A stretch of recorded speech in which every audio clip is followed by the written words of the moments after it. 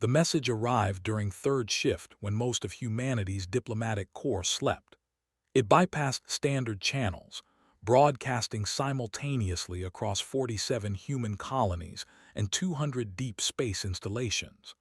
The voice belonged to High Commander Torvin of the Orathi Empire, leader of the seven-species alliance that called itself the Collective Union. To the species that names itself human, the broadcast began, dripping with contempt. Your presence in the frontier territories offends us. Your primitive vessels crawl through space that rightfully belongs to civilizations with actual power. We have observed your pathetic expansion, your three-star systems barely scratching at the surface of galactic civilization. You are children playing dress-up in adult clothing, pretending your exploration ships are worthy of respect. Rebecca Hall was reviewing mineral surveys in her quarters aboard the scout vessel Wanderer when her communication officer patched the transmission through. She listened with growing disbelief as Torvin continued his tirade. The Collective Union claims 12 systems you have illegally surveyed. You will withdraw all vessels, all satellites, all infrastructure within 10 standard cycles. Failure to comply will result in the seizure of your assets and the confinement of your personnel. Consider this the only warning soft species receive before we demonstrate the consequences of defying real power. The transmission ended with visual footage of collective warships, massive vessels bristling with weapons, conducting what appeared to be attack drills near human survey beacons. The implied threat was clear: leave or be removed. Rebecca's hands trembled as she opened the secure channel to Earth Command. Within minutes, her screen filled with the tired face of Admiral Patricia Okonkwo, who had clearly been awakened despite the late hour in her time zone. "You've seen it," Rebecca said, not bothering with formalities. "Everyone's seen it," Patricia replied. "The bastard broadcast on civilian frequencies. My mother called me crying because she thinks we're going to war. Every news network from here to New Brisbane is running the footage on loop." "What are our orders?" Patricia's jaw tightened. "Withdraw. All vessels in contested zones pull back to defensive perimeters. No engagement, no response, total communications blackout with collective forces." "They called us children," Rebecca's tactical officer interrupted from the doorway, unable to contain his anger. "They're seizing territory we surveyed, resources we discovered, and we're just going to run." "We're going to follow orders," Rebecca said firmly, though her stomach churned with the same frustration. "Admiral, they think we're weak. They think we can't fight." Patricia's expression shifted into something Rebecca couldn't quite read. "Let them think that. Withdraw your vessel to the Hadrien system and await further instructions. And Captain, make sure your sensor logs from the past 6 months are transmitted home. Every scan, every measurement, every detail about collective ship movements and capabilities." "Ma'am." "Just do it, Okonkwo out." Across human space, the same scene repeated. Scout vessels, survey ships, mining operations all received identical orders. Retreat. Stay silent. Transmit data. The collective forces watched with satisfaction as human vessels powered down their equipment and began the journey back to their core systems. On the collective flagship Dominance, High Commander Torvin celebrated with his war council. Representatives from all 7 allied species raised glasses of various intoxicating substances, toasting their bloodless victory.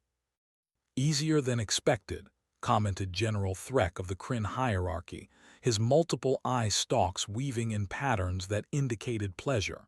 "Human ships fled the moment we showed force. Perhaps we overestimated the challenge." "Intelligence reports confirmed their weakness," Torvin replied, pulling up holographic displays. 3 colonized systems, minimal military infrastructure. Their largest vessels are science ships with token defensive armaments. They've encountered no hostile species in their expansion, so they've never needed to develop serious warfighting capabilities. Scholar Rash, the Veleni representative, studied the data with less enthusiasm. His species valued careful analysis over bold action, which made him unpopular among the more aggressive coalition members. "Something troubles you, scholar?" Torvin asked with poorly concealed mockery. "The ease of it," Rash replied quietly. "A species doesn't expand to 3-star systems without some capacity for organization and planning, yet they retreated without a single protest, without even requesting negotiations. Doesn't that strike you as unusual?" "It strikes me as intelligent," Torvin laughed.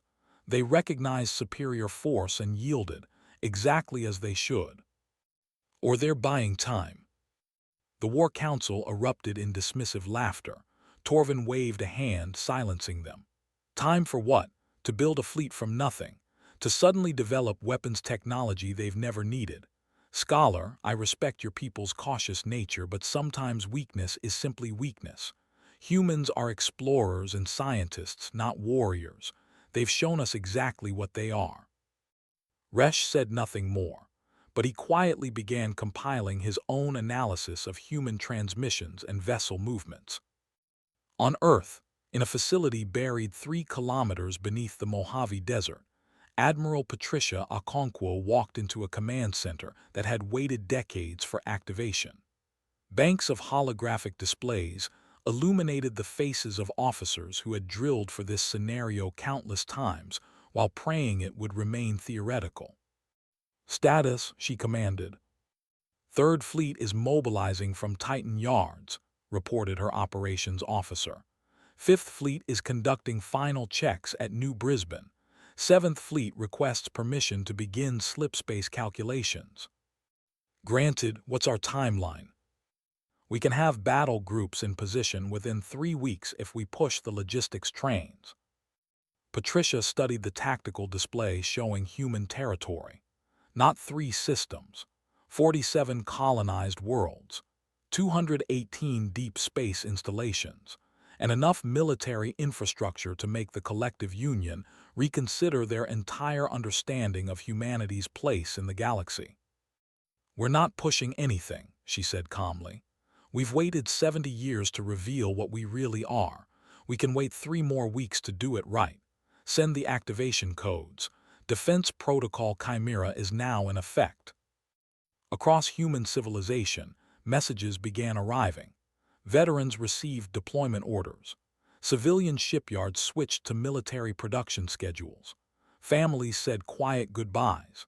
And in orbital facilities that the collective's intelligence had cataloged as commercial stations, weapons systems that hadn't been fired in anger for generations began their activation sequences. The collective union thought they'd frightened children into retreat. They had no idea they'd awakened something that had been waiting patiently for someone to make exactly this mistake. The collective union's expansion into the contested systems proceeded without resistance. Torvin's forces claimed the mineral-rich asteroids of the Cascade Belt, established monitoring stations around 3 gas giants with valuable atmospheric resources, and planted territorial beacons throughout all 12 systems.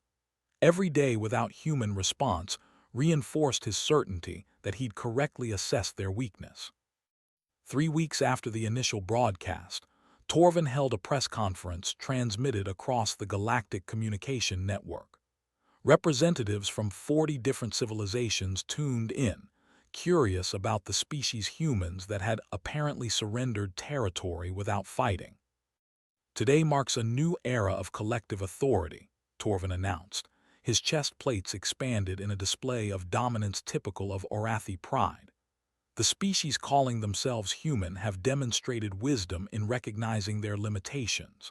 They have withdrawn completely from territories they could not defend, accepting the natural order of the strong governing the weak. I encourage all developing civilizations to observe this lesson. Know your place in the galactic hierarchy, and you will prosper under the guidance of your betters." A journalist from the Sathran Federation asked the question on many minds. "Commander, some analysts suggest the human retreat indicates strategic thinking rather than cowardice. Do you have concerns about potential retaliation?" Torvin's mandibles clicked in what translated as laughter. Retaliation with what? Our intelligence is thorough. Humanity operates approximately 200 vessels, mostly scientific research ships with minimal armament.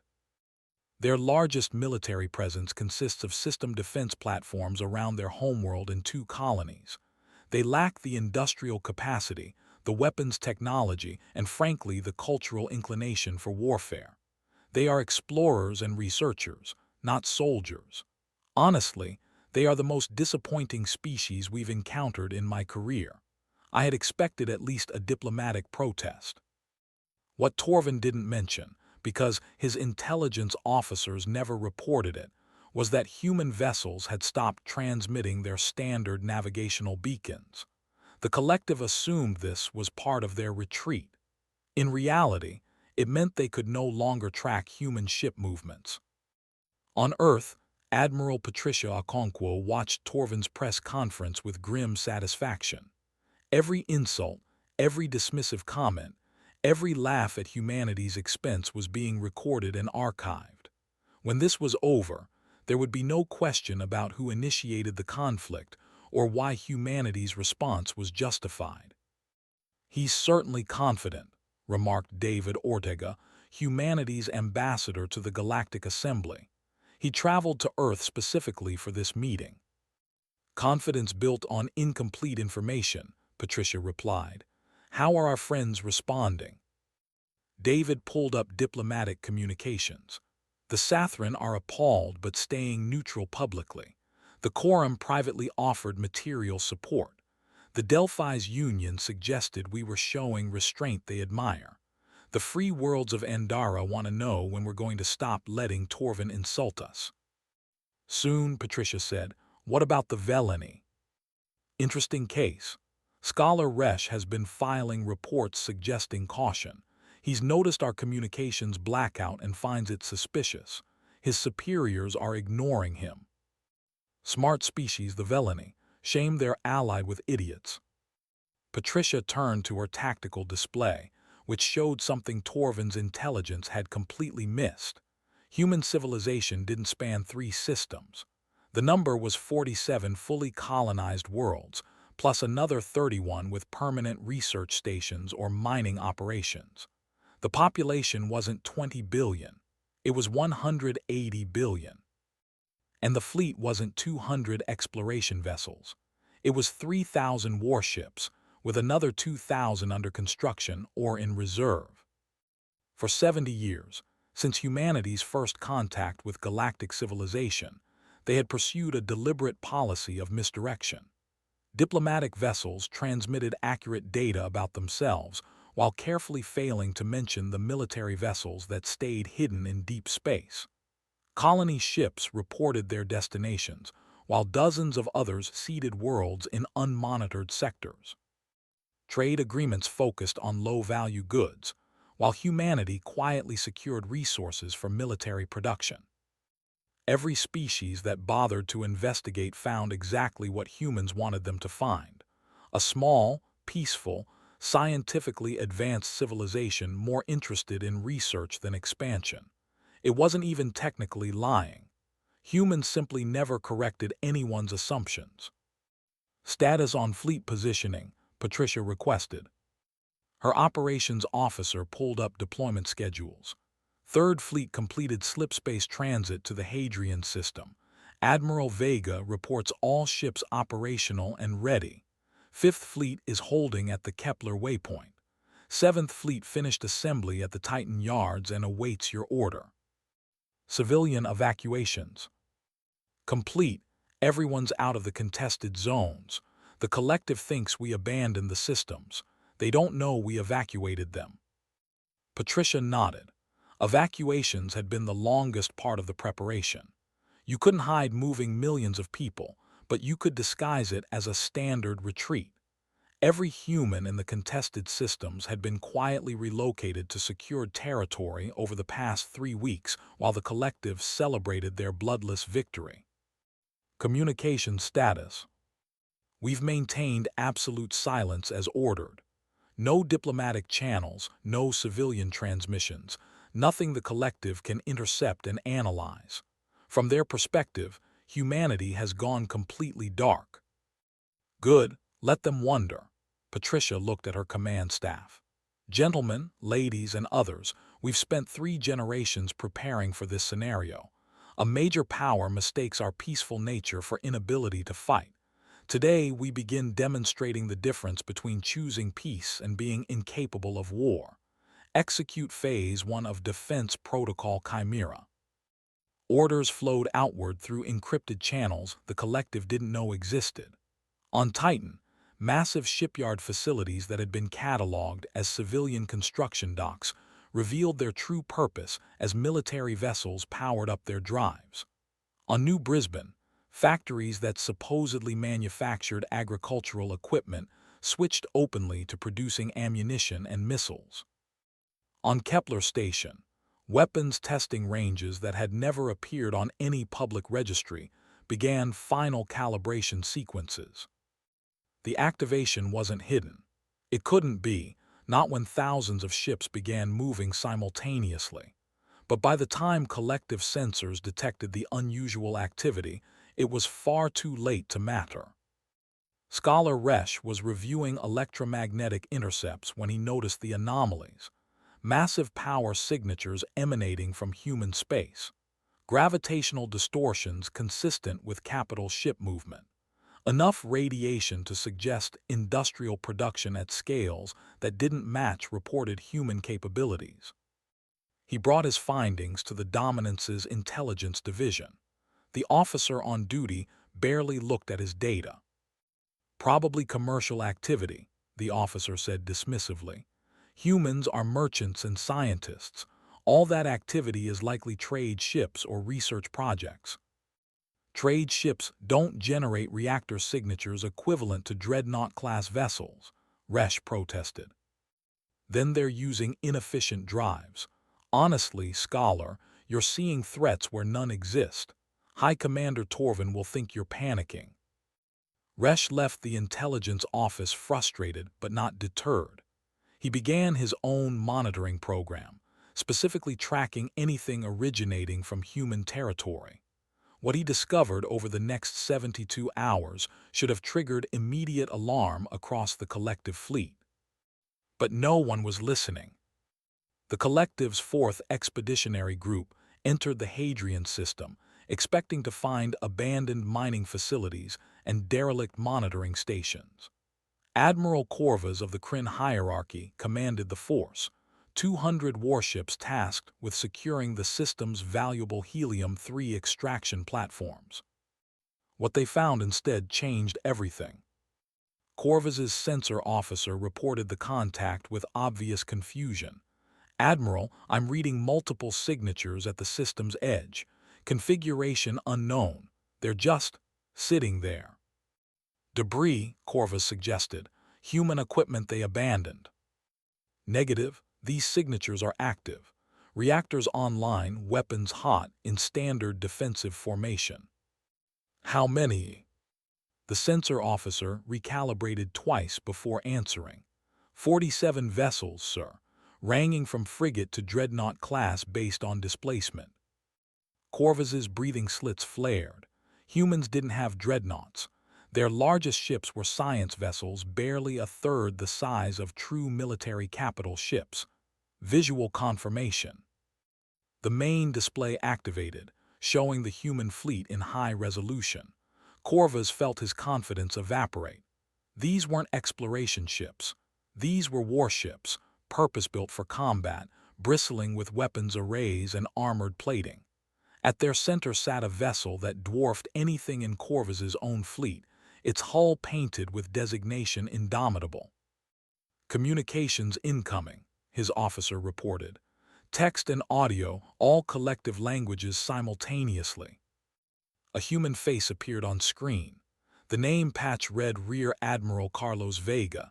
He looked completely calm, almost bored. Collective forces.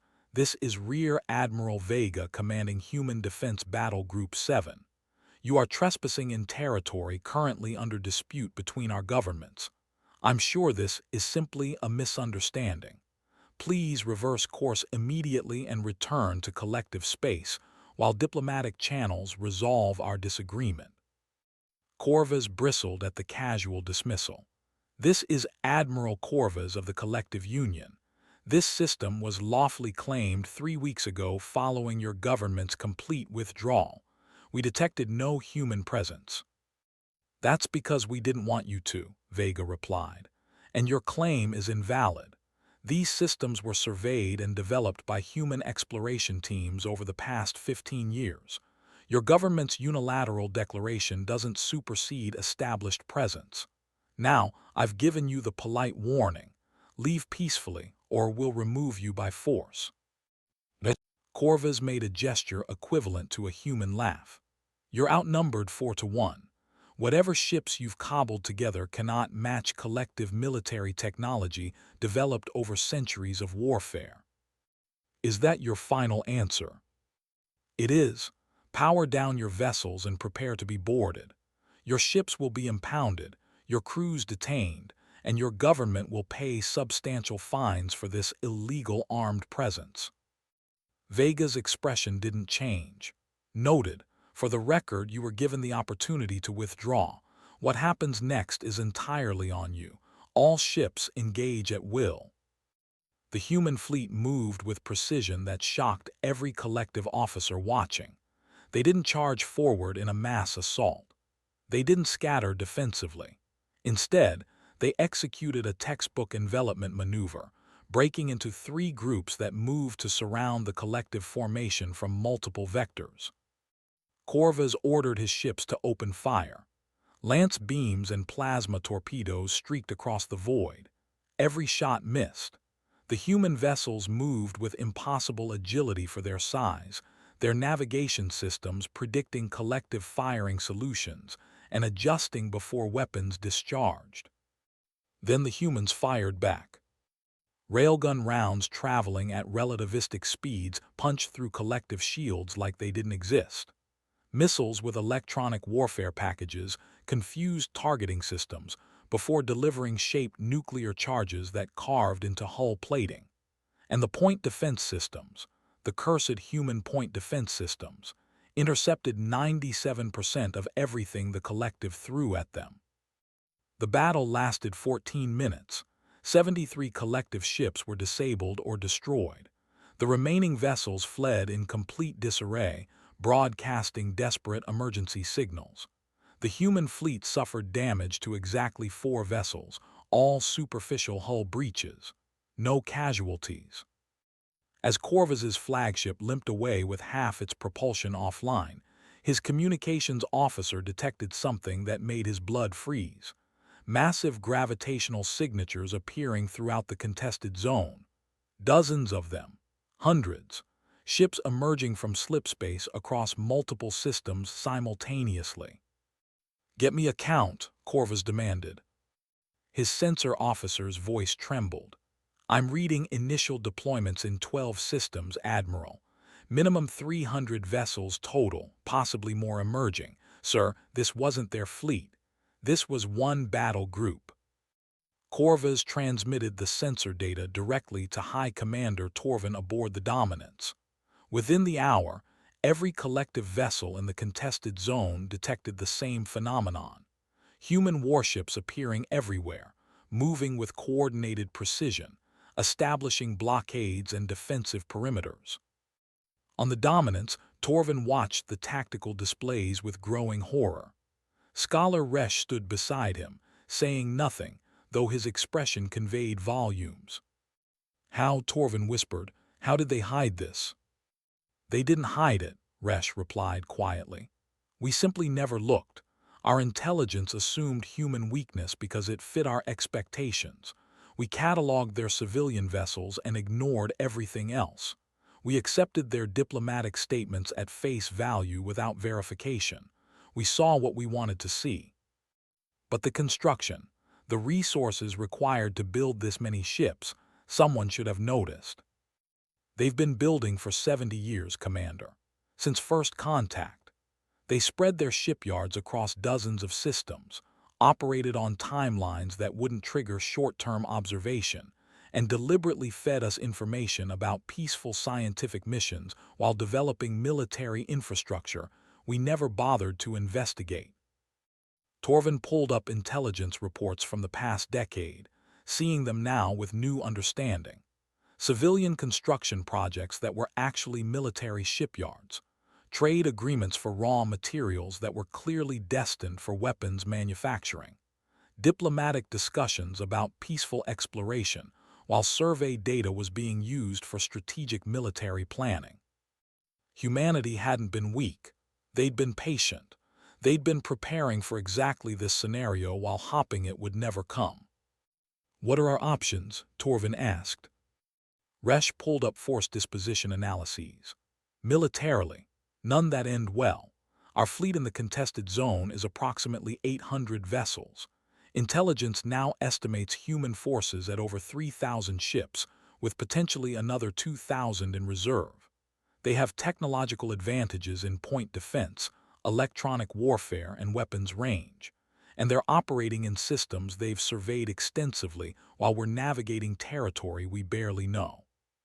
Then we negotiate. With what leverage? They've demonstrated overwhelming force.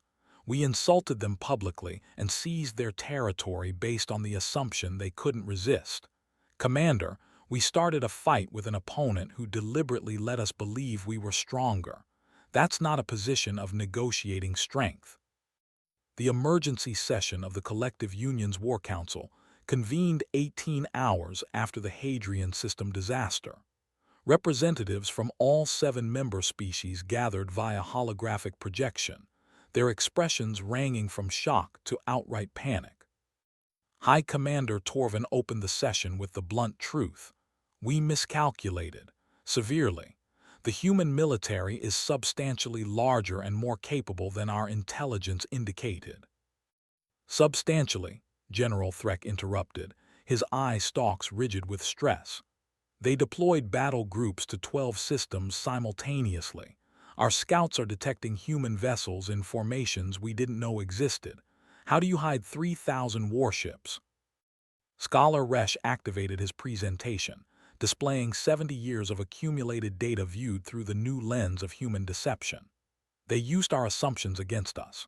When we asked about their military capabilities, they told us about their system defense forces, which was true. They simply never mentioned the deep space fleets. When we cataloged their shipyards, we saw civilian construction facilities, which they are. We didn't realize those same facilities could produce military vessels. When they discussed their 3 primary colonies, they weren't lying. Those are their primary colonies. They just didn't mention the other 44. The holographic display showed the true scope of human civilization. Worlds that had never appeared on collective star charts. Massive orbital facilities in systems labeled as uninhabited. Trade routes connecting dozens of colonies in a network that supported an economy larger than 3 collective member states combined. "This is impossible," protested Ambassador Velk of the Torsion Confederacy. "We have monitoring stations, intelligence networks, diplomatic contacts. Someone should have noticed." "They controlled what we noticed," Rash explained. "Every piece of information we received about humanity came through channels they managed. Their diplomatic corps told us about peaceful scientific exploration, while their military remained silent and invisible. Their merchant vessels traveled known trade routes while colony ships seeded worlds in unmapped sectors. They gave us exactly enough truth to seem transparent while hiding everything that mattered." Torvin pulled up the most recent tactical analysis. "As of this morning, human forces control all 12 contested systems. They've established blockades preventing our vessels from entering or leaving. They've deployed monitoring satellites throughout the region. And they're not invading our territory or attacking our colonies. They're just waiting." "Waiting for what?" demanded General Cross of the Harkin Supremacy. As if in answer, every communication system in the chamber activated simultaneously.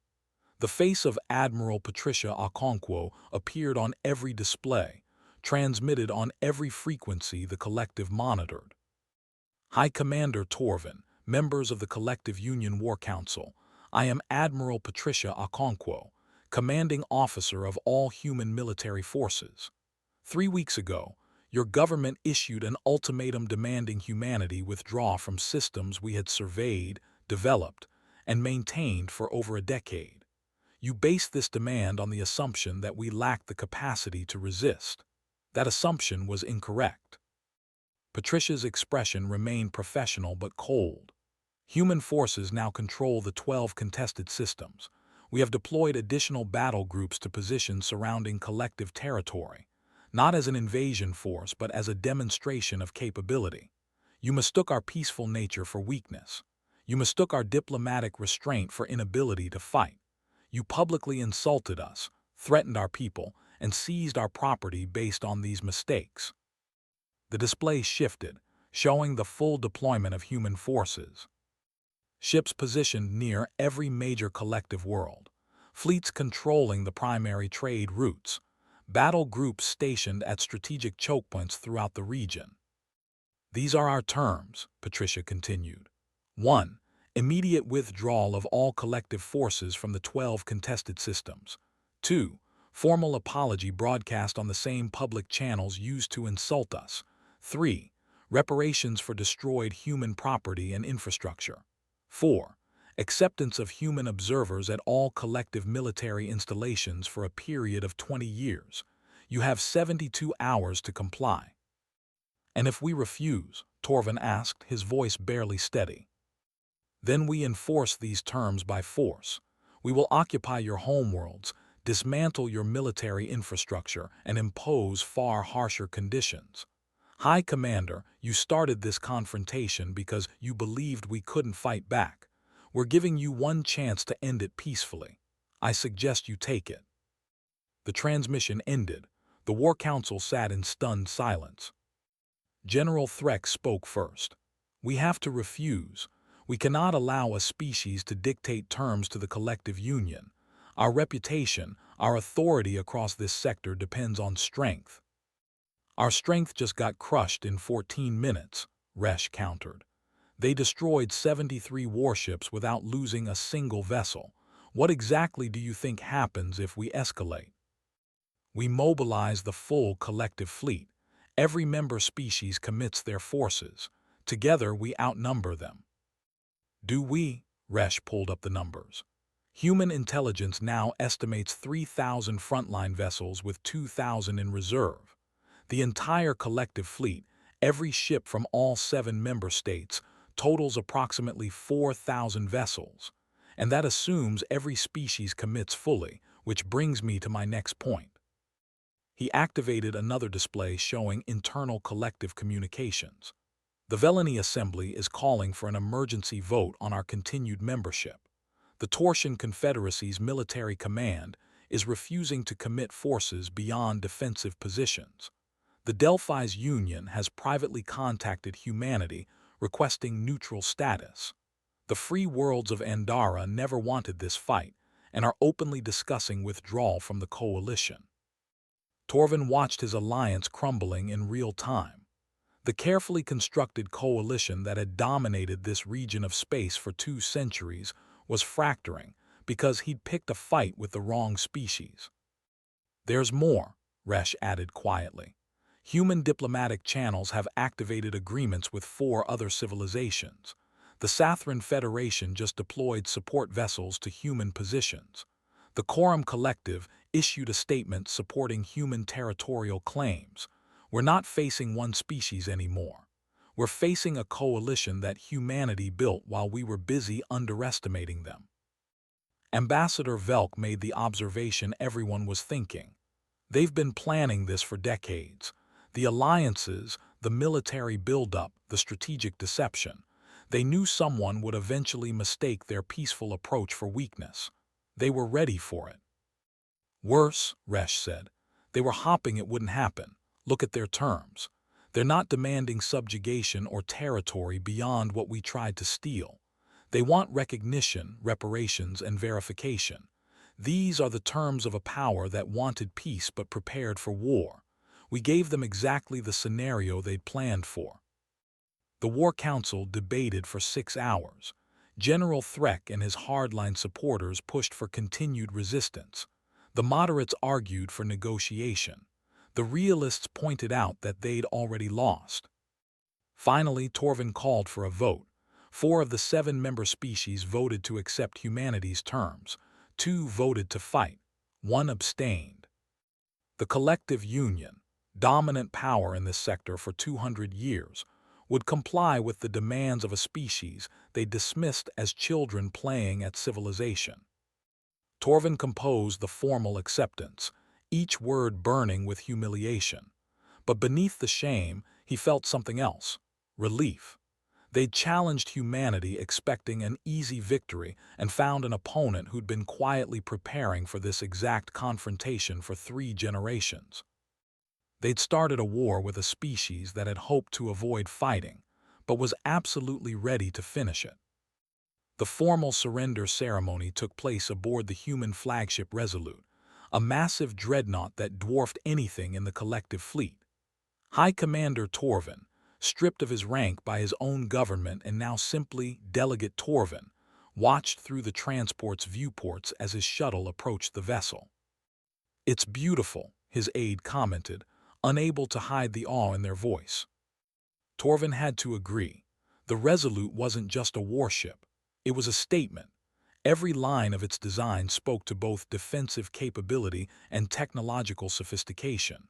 Point defense turrets covered every angle, missile batteries nestled in armored pods, and the main railgun array could probably crack a planet's crust if aimed properly. But what struck Torvin most was the name. Not vengeance or destroyer or conqueror. Resolute, determined, unwavering. It captured something essential about the species he'd so catastrophically underestimated. The shuttle docked in a bay large enough to accommodate 6 collective vessels simultaneously. An honor guard waited, 50 human soldiers in dress uniforms standing at attention. They didn't carry weapons. They didn't need to. This was their ship in their fleet, surrounded by their battle groups. Admiral Patricia Okonkwo met Torvin at the airlock. She offered a formal salute which he returned, both acknowledging the military protocols that transcended species. "Delegate Torvin," she said, her tone professional and neutral. "Welcome aboard. If you'll follow me, the other delegations have already arrived." The conference room overlooked the Resolute's main observation deck, providing a view of the surrounding fleet. Torvin counted 47 warships in formation, and he knew this was just one battle group among dozens. The psychological impact was intentional and effective. Representatives from the 7 collective species sat on one side of the long table. On the other sat Admiral Okonkwo, David Ortega representing human diplomatic interests, and observers from the Sathran Federation, the Quorum Collective, the Delphi's Union, and the Free Worlds of Andara. Humanity's allies, species the collective had variously ignored, dismissed, or antagonized over the years. Patricia opened the proceedings with brutal efficiency. "We're here to formalize the terms already transmitted. Delegate Torvin, has the collective union prepared its response?" Torvin activated his data pad, displaying the formal acceptance. "The collective union acknowledges the contested systems as human territory. We agree to withdraw all military and civilian presence within 30 standard days. We accept the observer protocols, and we will broadcast the required public statement." Reparations. The Finance Committee has calculated total damages at 43 billion credits. Payment schedules are attached to our response. Patricia reviewed the numbers with what might have been approval. Acceptable. The observer teams will deploy to collective military installations beginning next month. They are there to verify compliance with our agreements, not to spy on your operations. We have no interest in your internal affairs beyond ensuring you don't attempt another territorial seizure. General Threck, who'd somehow retained his position despite advocating for continued war, couldn't contain himself. "This is humiliation. The collective union has never accepted foreign observers." The collective union has never started an unjustified war with a superior opponent either, David Ortega responded calmly. Consider the observers a learning opportunity. Scholar Rash, now leading the Veleni delegation after their previous ambassador resigned in disgrace, asked the question others were thinking. Admiral, your military capabilities far exceed what any intelligence service projected. How long have you been preparing for this scenario? Patricia glanced at David, who nodded permission. Since first contact 70 years ago, when we entered galactic civilization, we studied history. Every species eventually encountered another that mistook peaceful intentions for weakness. We decided we would never be the species caught unprepared.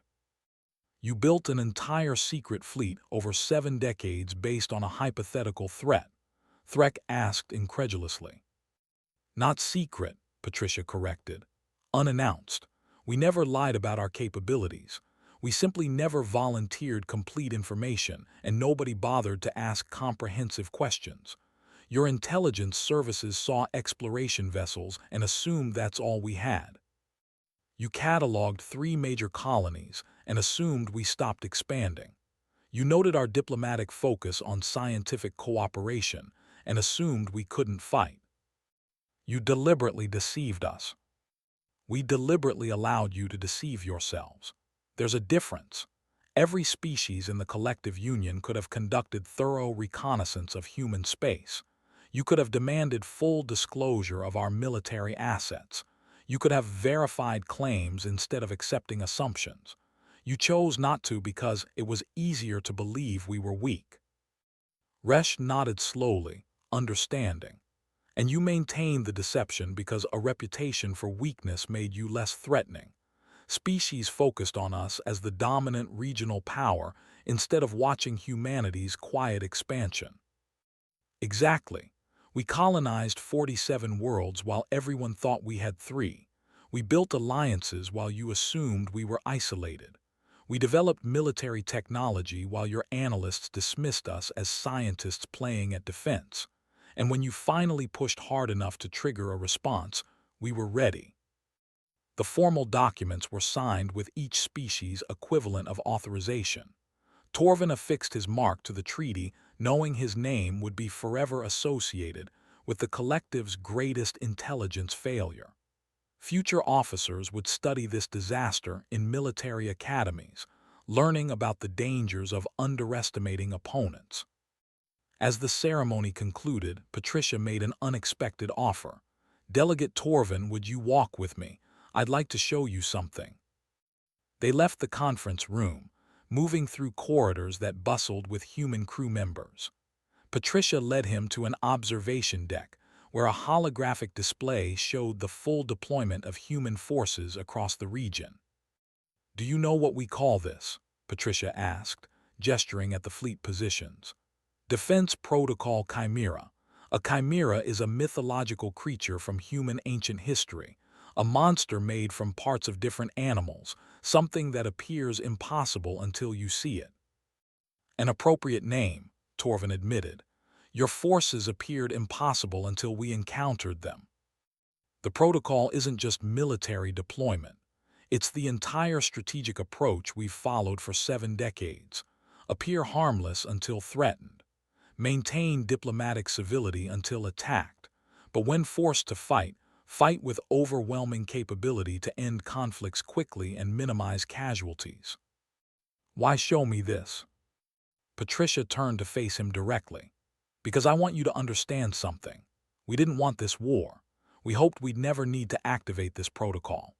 Every ship in this fleet represents resources we would have preferred to spend on exploration, research, or improving our citizens' lives.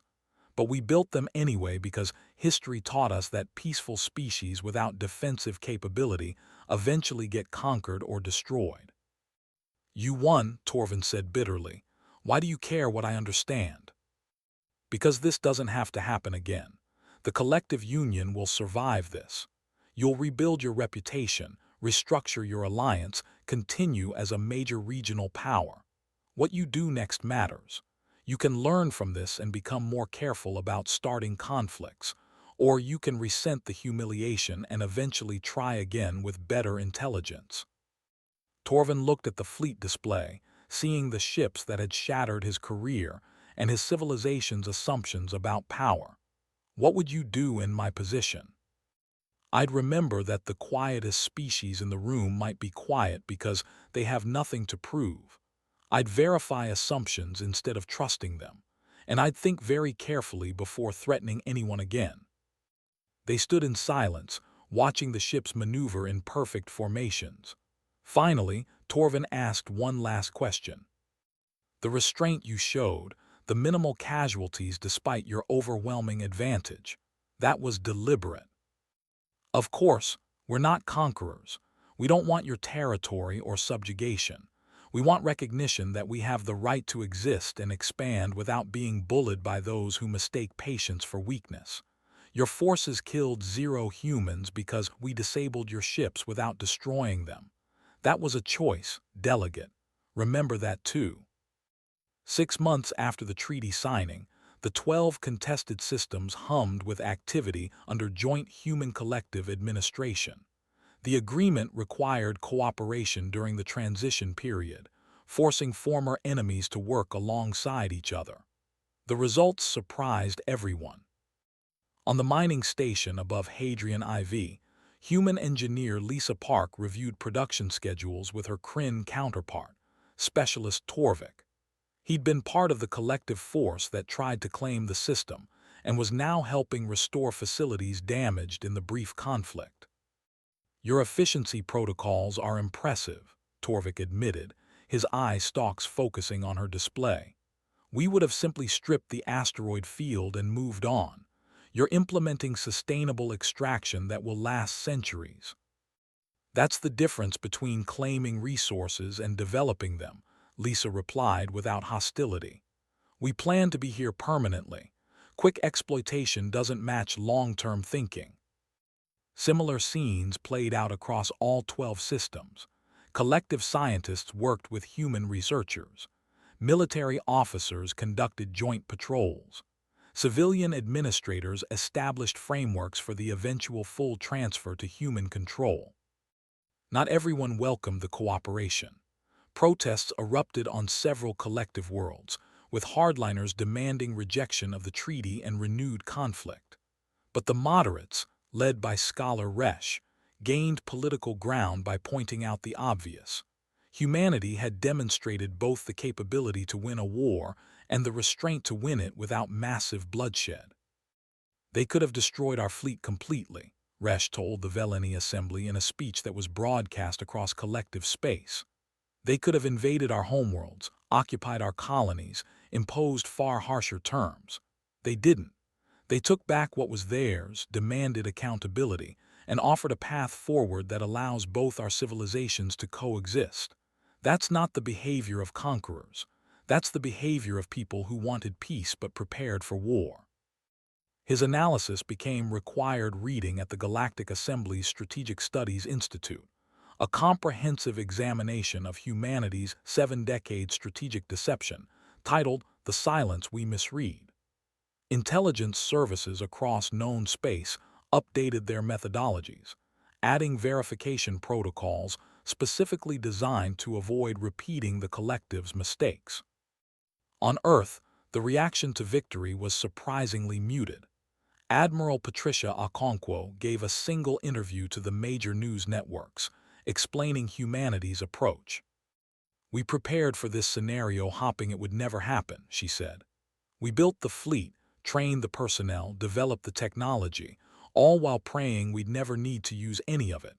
When forced to act, we acted decisively to end the conflict quickly with minimal loss of life on both sides. Now we return to what we've always valued most: exploration, research, and peaceful development. The reporter asked the question many were wondering.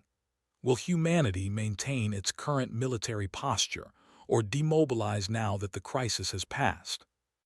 Patricia's smile was enigmatic. We'll maintain defensive capabilities appropriate to the galactic environment we've discovered. We're not conquerors or aggressors, but we're also not victims waiting to be pushed around. Other species now understand what we are. We're peaceful, we're patient, and we're prepared. That's a reputation worth keeping. The fleet began standing down from combat readiness. Battle groups returned to defensive patrol rotations. Shipyards shifted back to civilian production while maintaining capacity for rapid military construction if needed. The message was clear. Humanity wouldn't be caught unprepared again, but neither would they maintain an aggressive posture. Aboard the Wanderer, Captain Rebecca Hall conducted her first exploration mission since the crisis began. Her ship, which had retreated from collective threats 6 months earlier, now surveyed a completely different region of space with an escort of 2 frigates. A young officer from the Orathi species, part of the cultural exchange program mandated by the treaty, approached her station. Junior Officer Kelson was the nephew of former High Commander Torvin, assigned to human service as part of his government's effort to rebuild relations. "Captain, may I ask you something?" Kelson's translator rendered his clicks and whistles into standard speech. "Of course." "My uncle studied the battle records extensively.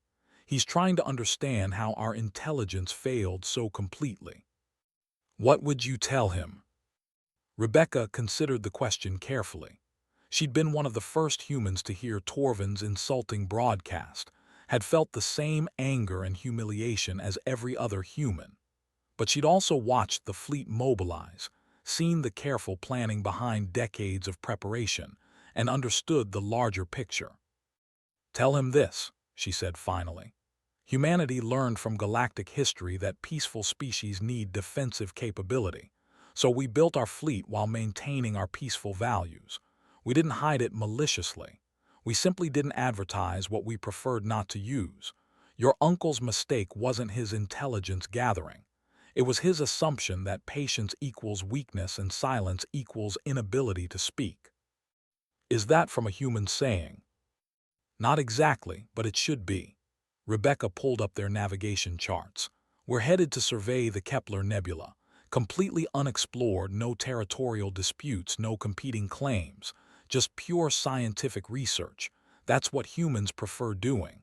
But now everyone knows that if threatened, we can fight. Maybe that knowledge will prevent future conflicts." "You think the galaxy has learned its lesson?" "Some species will, others won't. That's why we maintain the fleet." Across human space, similar conversations occurred. Veterans returned to civilian life carrying the knowledge that they'd served when called. Scientists resumed research knowing their work was protected. Diplomats conducted negotiations from positions of verified strength rather than assumed weakness. The collective union restructured its alliance. The Veleni took a larger role in strategic planning, bringing their careful analysis to decisions previously dominated by more aggressive species. The Torsion strengthened ties with humanity, recognizing shared values of long-term thinking. The other member species remained in the coalition, but with clear understanding that reckless adventures would not receive universal support. 10 years later, when a new aggressive species entered the galactic stage and began making territorial demands, they quickly received a diplomatic briefing from multiple civilizations. The story of humanity's hidden fleet became the central example. Underestimating peaceful species is the fastest way to discover they're only peaceful by choice, not necessity. The aggressive newcomers withdrew their demands and requested trade negotiations instead. In the Hadrien system, now fully under human control, a memorial stood on the largest asteroid. It listed the names of 73 collective vessels disabled in the brief battle, along with a simple inscription. Here a conflict ended quickly because one side was prepared and the other learned. May future disputes end with words instead of weapons, but let all remember, those who mistake patience for weakness do so at their own peril. Captain Rebecca Hall visited the memorial during its dedication ceremony. A journalist asked what she thought of the inscription. "It's honest," she replied. "We didn't want that fight. We gave them every chance to withdraw, but when pushed, We pushed back hard enough to make the lesson clear. Sometimes the quietest voice in the room is quiet because they have nothing left to prove. And sometimes mistaking patience for weakness is the oldest mistake in the universe. The Wanderer departed the Hadrien system the next day, heading deeper into unexplored space where no conflicts waited and no threats loomed. Behind them, humanity's fleet maintained its watch, peaceful explorers protected by the knowledge that if challenged, they could respond with overwhelming force. The galaxy had learned what humans preferred everyone to know. They were scientists, explorers, and researchers who valued peace above almost everything. But they were also ready.